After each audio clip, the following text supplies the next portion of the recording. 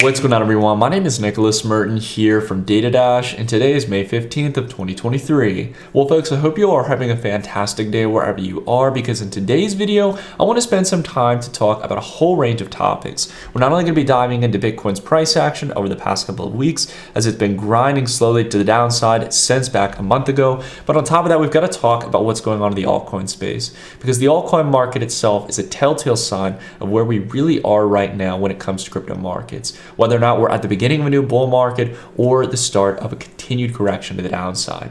We tend to lean on the side of the second option. I'm going to talk about why that is as we go throughout the video. If you guys happen to enjoy my rambling here, as always, consider dropping a like. It's one of the greatest ways you guys can support the channel. And let's go ahead and kick off the conversation. All right, I want to go ahead and start here by just talking about Bitcoin's price. Over the past couple of days, we have seen a little bit of a bump up here from the relative lows at around $26,000 that were set in here around the 12th of May.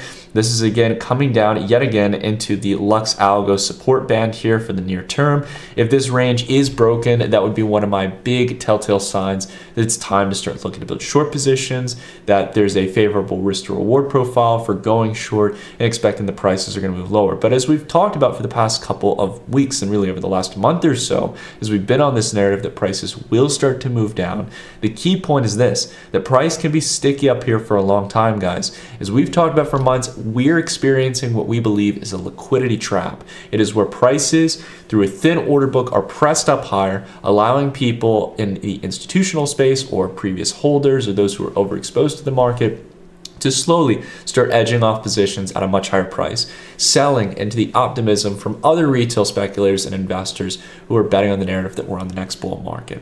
It's the name of the game. You need that outflow, or essentially you need the inflows on the other side of the trade in order to actually sell or distribute positions slowly but steadily over time. And you don't want to do it too quick, because then you spook investors and price starts to spread or slip so much to the downside where people start to realize that the narrative is nothing but a bunch of noise.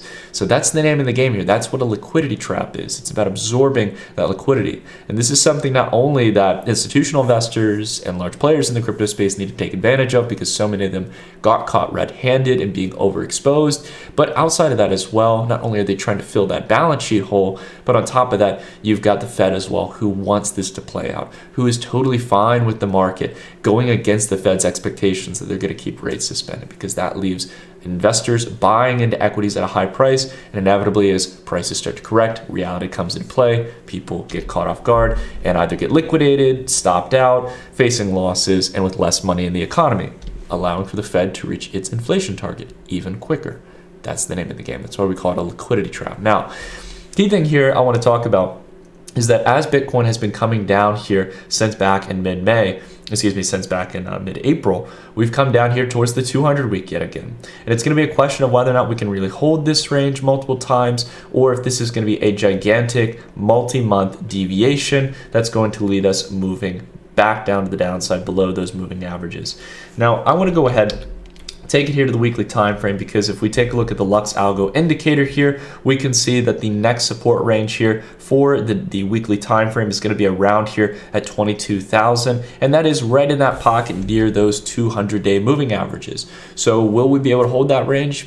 I don't know. We're going to have to see. I think, though, in the near term, that even though we're going to experience some chop, I think at a minimum we're coming down to this range here, and that's where we're really going to see whether or not the bulls can come in and hold it up. The important thing to understand is that we've got a really potential, I think we've got a potential setup here for a head and shoulders. Essentially, we had the breakout here towards around 25K, pull back to $19,000, up here towards 31K. We could come back down towards a higher low, slightly higher high from the previous one here in February, coming up close to that range we had back in April, and then I think we start to move lower. But the one thing I have to say, and again, I understand why people are feeling a bit of FOMO about Bitcoin, is we did get that weekly flip here back in around March. And a lot of people have been betting that, okay, this is the beginning of a new bull market. There's a lot of optimism. People are betting that the banking system is going to collapse, and therefore Bitcoin can really be this, outlet for people to go to. But as you all know, we've kind of talked about how this narrative is really falling underwater. The Balaji $1 million Bitcoin price prediction, the bank run into Bitcoin, de-dollarization dollarization across the globe, how a lot of these narratives are relatively farces at the end of the day, guys. They're media headline-driven articles and news pieces that get you to essentially FOMO in to particular assets. There are a lot of people who stand to benefit from you thinking this certain way in a very short window of time and feeling that you're going to miss out on some trend, when in reality, the numbers just don't add up. I don't want to bash too much on this topic, guys, but dollar liquidity in the crypto space is not expanding. It has been flat or declining for the past year, since back in April of 2022. We're talking about practically $25 billion. Excuse me, I'll get the exact number here. A little bit less than that, about $22 billion less liquidity than what we had back about a year ago. And remember, at that price range, we were roughly around where we are right now, right? Around that 25, 30K range. If we go back here, right? During this window of time, we were collapsing here and towards this same exact pocket where we're facing resistance. Now we have less dollar liquidity than we had during that period of time. So does it really make sense to say that there's this Bitcoin bank run, right? Even though every single time we saw dollar liquidity expand, right, during the early stages of a bear market, even when altcoins weren't doing well and Bitcoin was leading. So I really don't think that that's an argument. This is a huge institutional on-ramp. You're going to inevitably see an increase in stablecoin liquidity if Bitcoin's really going to start moving higher. Now, this is not the big concern here, guys. I want to be very clear about what we need to be concerned about here. And again, I take it back here towards taking a look at the longer-term time frames and taking a look at Lux Algo. Now, Lux Algo is very good at spotting those longer term trends, letting you know essentially, hey, it's not about picking the bottom, it's about knowing when to ride the wave. That's the name of the game. Yep.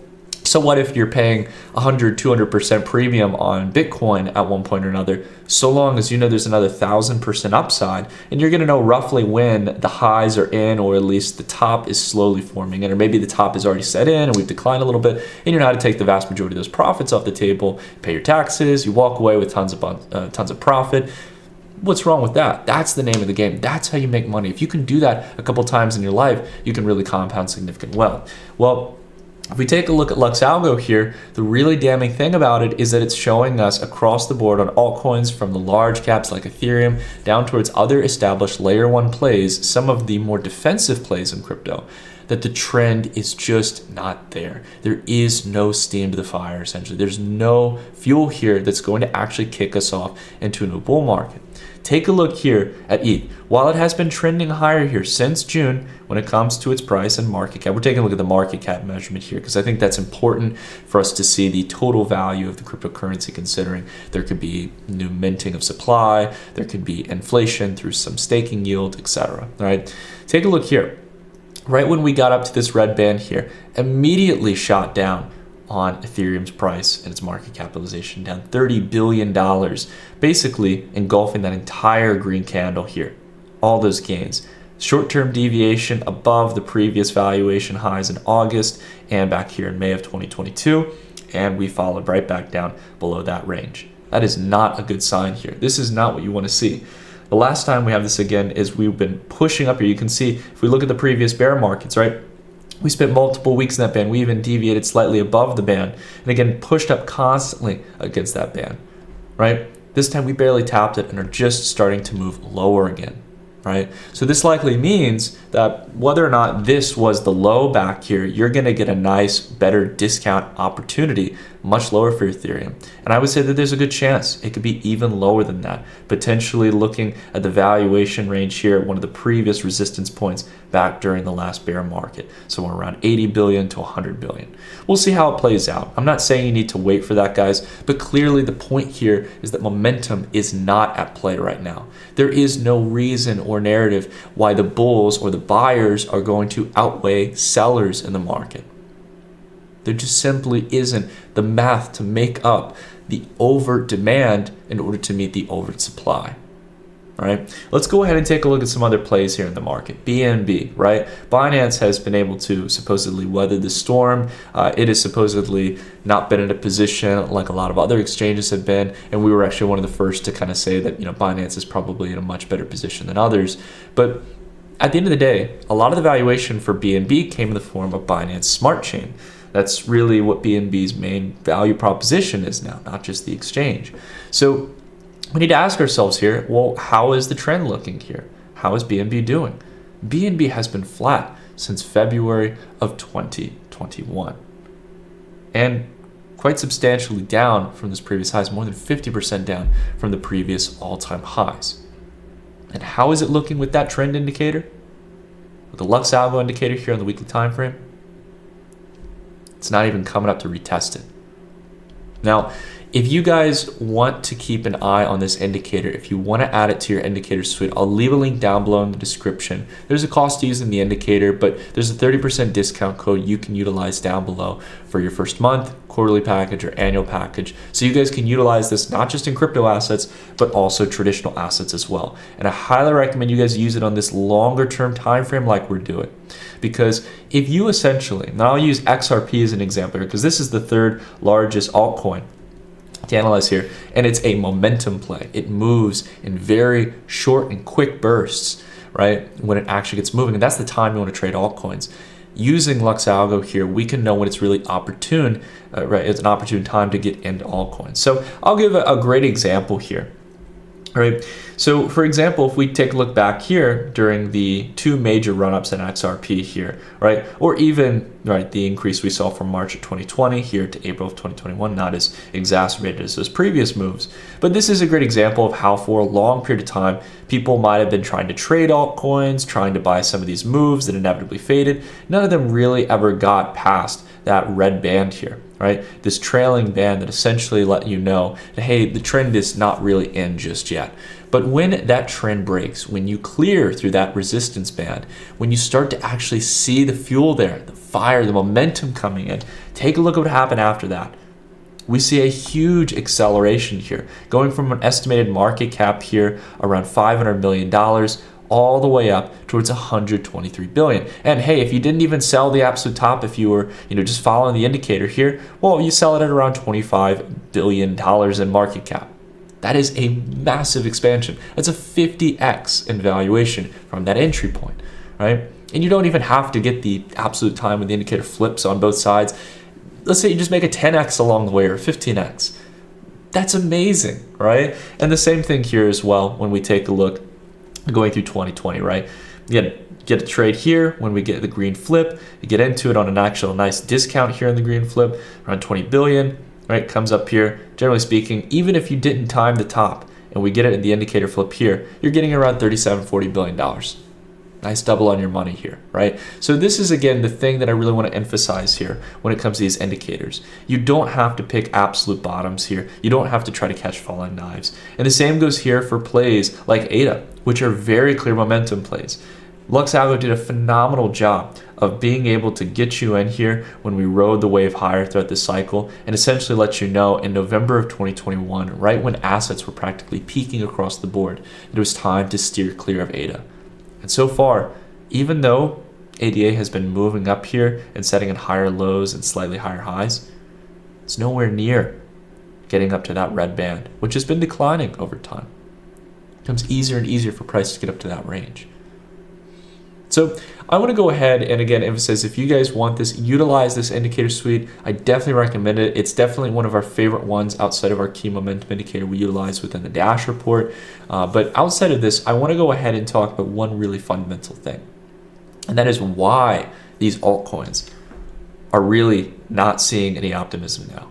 There's a couple different reasons. First off, the one that I've been kind of beating like a dead horse that you guys know about is the macro thesis. Liquidity globally is contracting right now. We are in an inflationary environment. The last thing people are looking to buy is altcoins.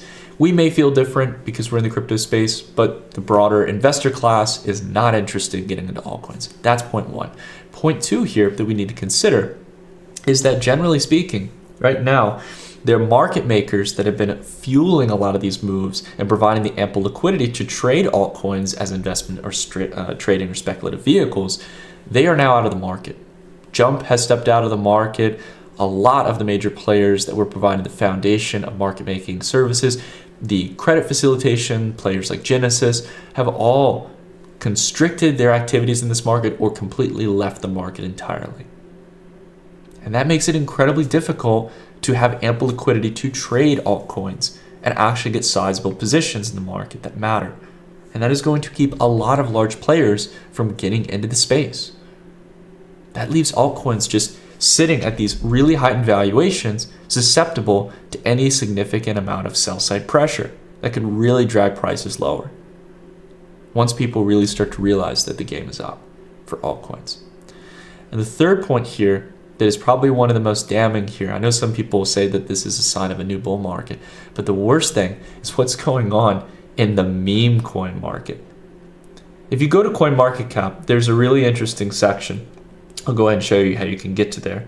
Essentially, if we go towards the trending coins here on the home page, we click more and we click the most visited, right? We can see that the most visited coins right now across the board, even more than observing Bitcoin's price, is Catgirl, Pepe AI, Kate Coin, Dog Coin, right? Pepe, Milady Meme Coin, Saudi Pepe, Homer, RichQuag.com.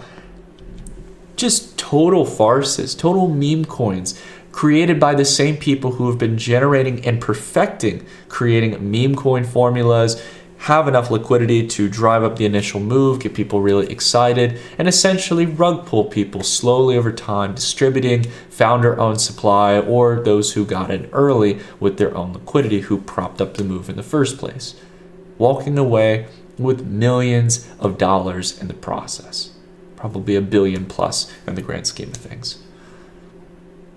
That's what's absorbing the attention of the market. Outright scams and meme coins. Nothing but short-term noise that is not going to stand the test of time.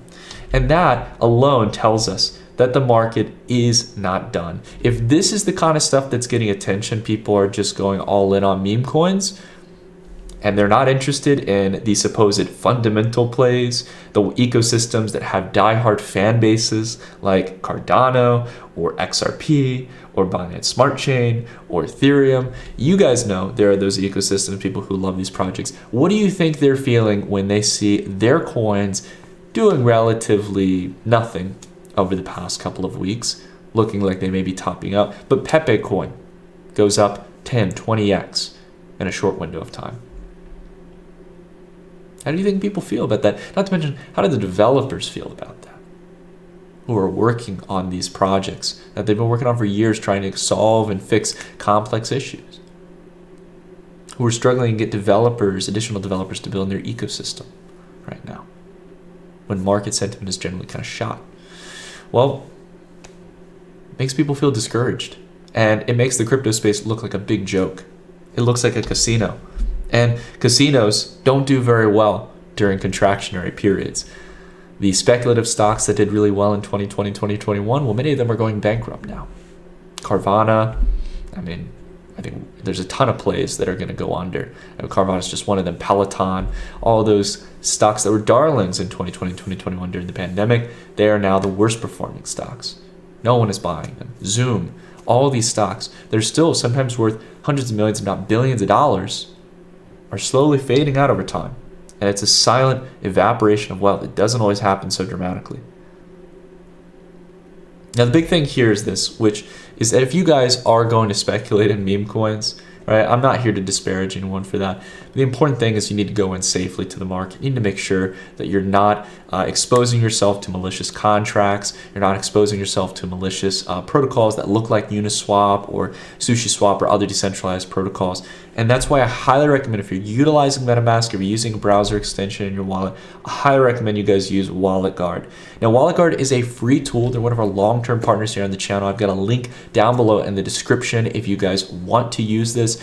It is something that essentially allows you, when you're going through different various DeFi websites, to not only know whether or not you're on a potential phishing website, using proactive URL scanning that can let you know if you're on a false version of OpenSea or Uniswap or other favorite DeFi protocols that you utilize, maybe like PancakeSwap. But on top of that as well, it has transaction simulation, which is going to allow you to know whether or not your transactions are actually what you think they are, to let you know whether or not you're actually going to be swapping from one coin to another, or if by interacting with a malicious contract, you're going to be losing all of your funds. So these major steps can help you to be much safer within the DeFi ecosystem, not just when buying meme coins, but when doing everything. And it's free. It works exactly with all of the major browser wallet extensions like MetaMask, So it's just an added layer of security. For me, I don't really see why someone wouldn't want to utilize it.